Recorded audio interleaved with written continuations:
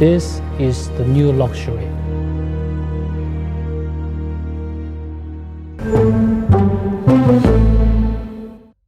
자, 오늘 3세대 올류 제네시스 G80 디지털 런칭 행사가 있었습니다. 행사라고 공지가 됐었는데 오늘 본 거는 저번에 아반떼하고 비교를 해서는 안 되지만 큰 행사를 기대했었는데 이번 행사를 준비한 게 아니라 사전 영상을 공개되는 선에서 오늘 디테일 행사를 마무리가 지었는데 게다가 10분이었습니다. 10분. 네, 10분. 어떻게 보셨어요? 일단 행사는 행사니까. 정말 할 말이 없습니다. 약간 티저 같은 느낌. 제네시스가 3세대까지 왔는데 세대별 특징. 네, BH부터 시작을 해볼까요? 플루이지딕 스컬프처 1세대 모델이에요.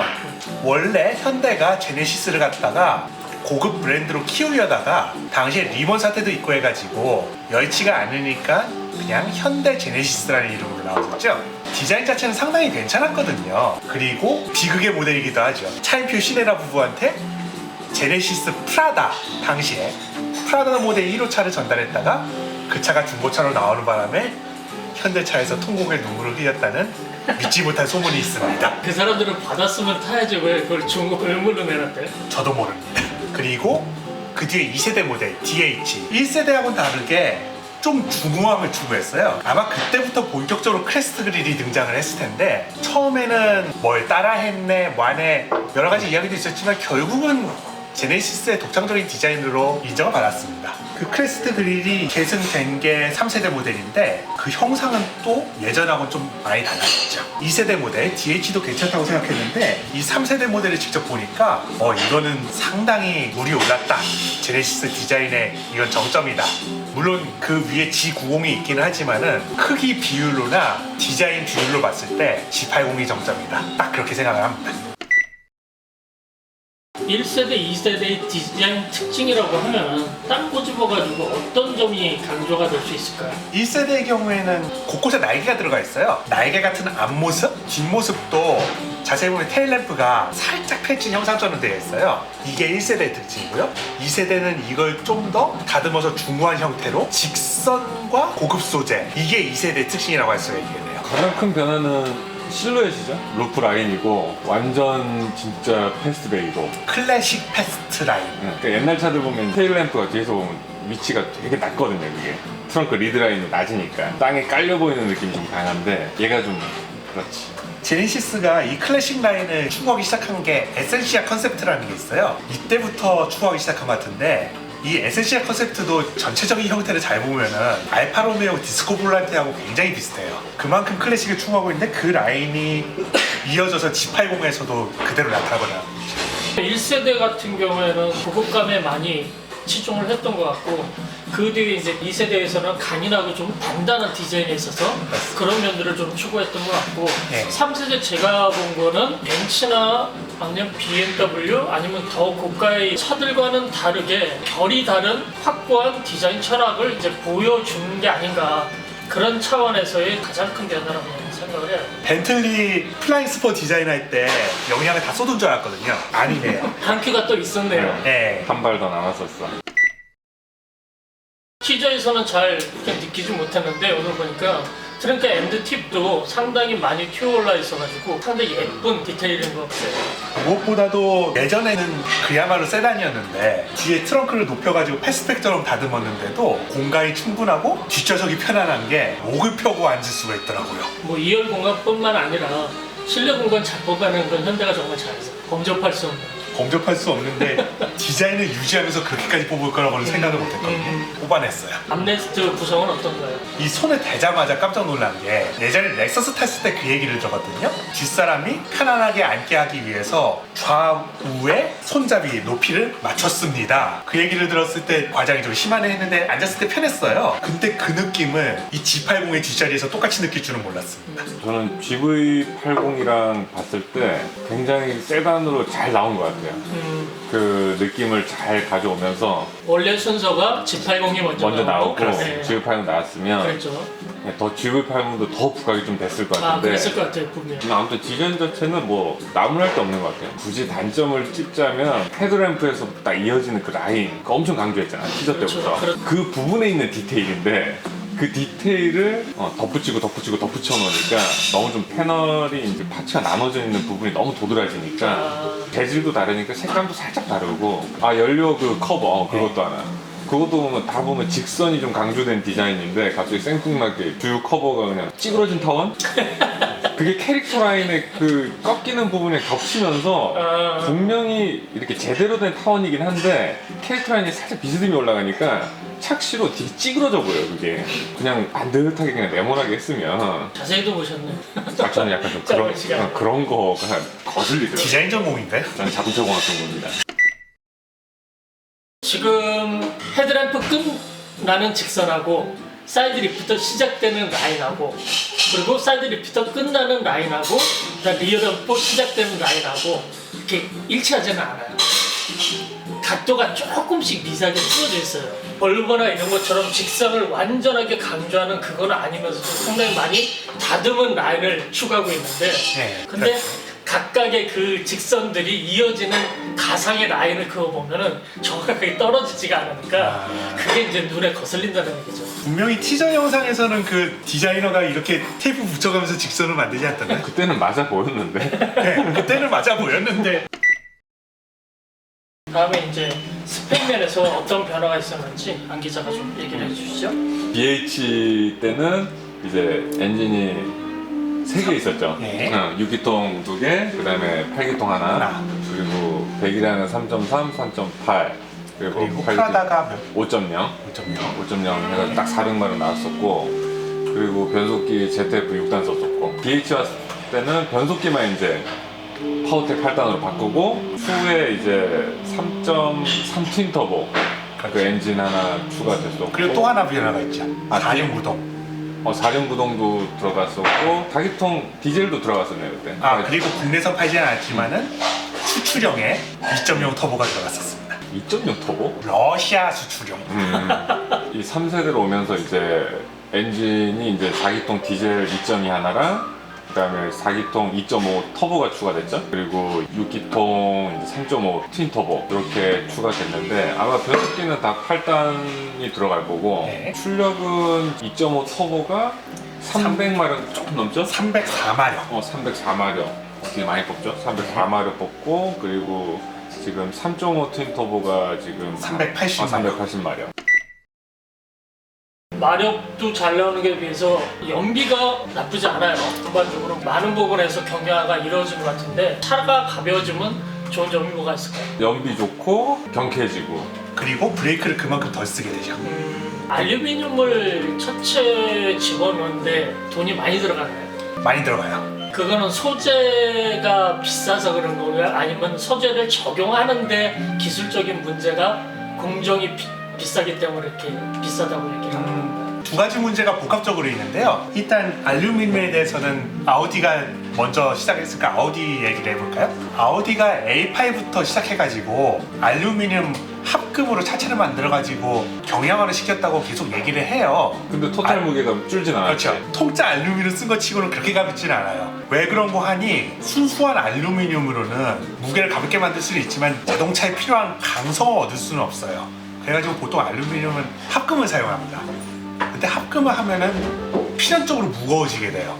물론 가벼우면서도 강성이 높은 합금이 있긴 합니다. 두랄루민 같이. 하지만 그거는 굉장히 비싸기 때문에 비행기 동체가 사용하는 거고요. 그러다 보니까 이제 단가와 경량화 어느 쪽에 초점을 맞출 거냐 이것 때문에 굉장히 싸움을 많이 해요. 그리고 지금은 알루미늄 대신 강철을 좀 더 섬세하게 다듬거나 복합 소재를 사용하는 걸로 이걸 해결하려고 하죠. 이번에 3세대 제네시스 같은 경우는 성공적으로 적용이 된 것 같다고 평가를 할 수 있나요? 그렇습니다. BMW 같은 경우에만 해도 다 풀리지. 이전보다 분명히 차체는 가벼워졌다고 했는데 공차 중량을 이전 모델하고 비교해보면 그렇게 차이는 없어요. 그렇지. 그럼 가벼워진 거 다 어디다 쓴 거야 싶었는데 비밀은 사실 옵션이 있습니다. 어댑티브 크루즈 컨트롤이라든지 아니면 뭐 후진이나 전진 보조를 위한 센서들 계속 추가되면서 결국 무게가 늘어나고 있는 거예요. 그리고 오디오도 좋은 거 얹어줘야지, 소재 좋은 거 써야지, 통짜나무 안 들어가면은 또 사람들이 안 사지.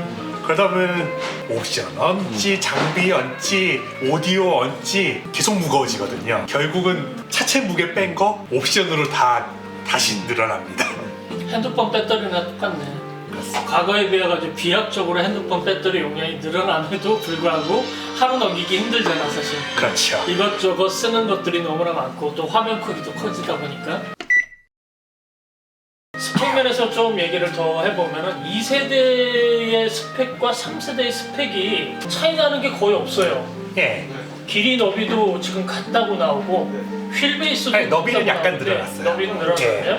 높이는 기존보다 확실히 낮아졌고 낮아졌어요. 예. 그러면 2세대에 있던 아니면 샤시나 프레임들이 거의 완성도가 높았다는 뜻이 되나요? 이걸 어떻게 해석을 해야 되죠? 뭐 높았다기보다는 사이즈는 어차피 뭐 디자인적으로 결정을 해야 되는 부분이 있는데 G90이 있으니까 더 키울 수는 없었을 테고 동급으로 치면 G80 정도 사이즈 거의 맥스예요. 동급보다도 더 길고 전장이 2세대하고 3세대하고 휠 베이스는 동일한가요? 휠베이스 얘기는 없는 걸 봐서는 동일한 것 같아요. 왜냐면은 분명히 휠베이스에 차이가 있으면은 그렇게 우리가 길이를 늘리면서 휠베이스도 늘어났습니다. 거의 그렇게 분명히 얘기할 거거든요. 어떻게 보면 가장 중요한 얘기일 수도 같은데 2세대 DH였을 때 이런 것들이 부족했었는데 3세대 보니까 아직 좀 더 부족한가 아니면은 이거는 거의 이제 맞짱 가도 전혀 부족하지 않은 수준이다 아니면 오히려 더 낫게 봤다. 제가 생각할 때는 일단 제네시스랑 비교할 급은 아니라 생각해요. G80이 별로라서 그런 게 아니고 소비자들이 너무 갈려. G80 살려는 사람들은 오히려 아우디나 뭐 저 벤츠 이런 데 쳐다도 안 보고 E클래스하고 50 살려는 사람들 오히려 또 제네시스 쳐다도 안 보고 가격으로 붙여보면 파워트레인이 맞지가 않아요. 트림이 제네시스 저 G80 가격에 해보면 뭐 520D나 뭐 E클래스 디젤 나오고 이렇게 하는데 그렇게 해놓고 뭐 실내 여기 마감 소재가 제네시스가 훨씬 좋네? 뭐 차 훨씬 잘 나가네? 이건 말도 안 되거든.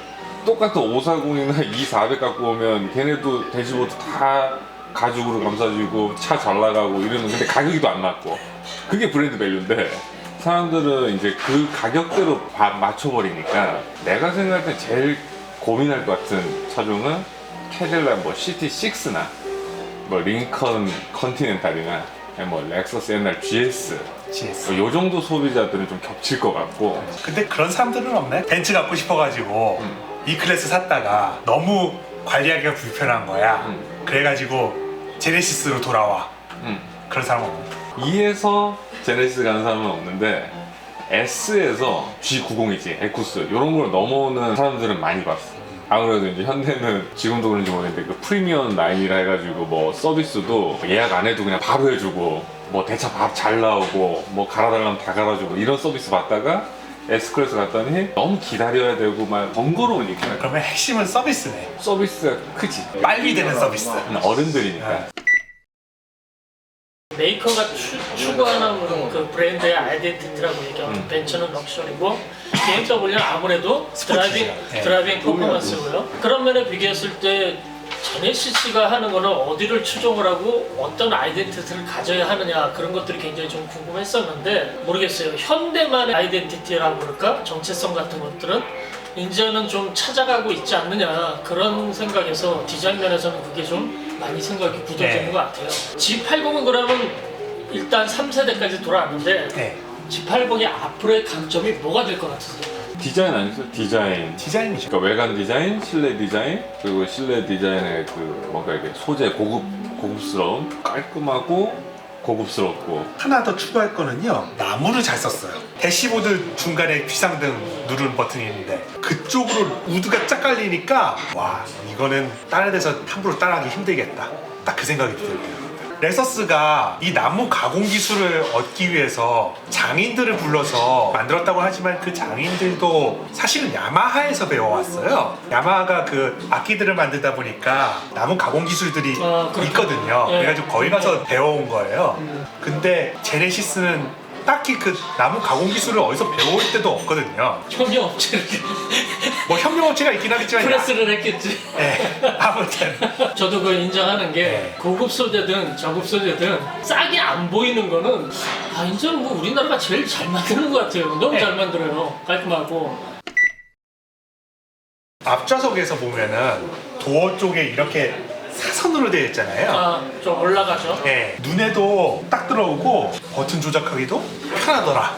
눈동자만 돌려도 쉐이 들어오더라. 그렇습니다. 상당히 앞쪽으로 추진되어 있는 예. 그런 디자인을 적용했더라고요. 나머지 것들은 GV80과 비교했을 때 공통적으로 적용된 디자인들이 상당히 많았고, 그렇죠. 한 가지 센터페이스 이제 공조 컨트롤 장치를 보면은 직관적으로 할 수 있는 단순 버튼들이 기존의 GV80에서는 합쳐져 있는 상태였는데 네. G80에서는 그것만 따로 떼내가지고 별도의 한 라인을 더 추가해서 금속 재질, 알루미늄 재질로 별도로 추가를 해놨죠. 그런 것들이 상당히 좀 고급감 있게 더 적용이 된 변동사항이 있었습니다. 그렇습니다. 앞으로 G80에 거는 기대? 바람? 제네시스 이미지는 우리 법인 대표들이 이끌어간다. 새로 나오는 G80은 도로에서 얌전하게, 동하게, 멋있게 움직였으면 예쁜 만큼. 아, 중요한 내용인데? 지금 G80이 또 눈에 띄어요, 그게. 퇴근길에 쫙쫙 먹이면서 거시기 하는 사람들 보면 조금 맛있지. 너무 법인차로 많이 풀리니까 내 돈 주고 사긴 아까운 차 느낌이 좀 있어. 그런 이미지가 좀 개선이 돼야 딱 제네시스 하면 좀 멋있는 사람들이 타는 차. 좋습니다. 이 기자. 그냥 제네시스가 좋아. 가서 사. 그런 브랜드로 이제는 정립이 될 수 있을 거라고 생각합니다. 디자인은 그렇지. 디자인도 그렇고 뭐 성능도 그렇고 품질도 그렇고. 그런 면에서 G80의 역할이 막중한데 잘 나왔으니까 알겠습니다. 오늘 올류 3세대 제네시스 G80 런칭 행사수를 보고 좀 진행을 해봤는데 티저보다 모든 면에서 실물이 더 완성도가 높고 더 멋지고 더 훌륭한 디자인이 정립이 되어 있는 모습을 확인을 했습니다. 앞으로 시승차 나오면 또 퍼포먼스나 아니면은 승차가 MVH에 관해서 알려드릴 수 있도록 준비를 하도록 하겠습니다. 연비도요. 예, 영미소. 자, 이것으로 3세대 제네시스 G80 에디터 이것으로 마치겠습니다. 수고하셨습니다. 수고하셨습니다.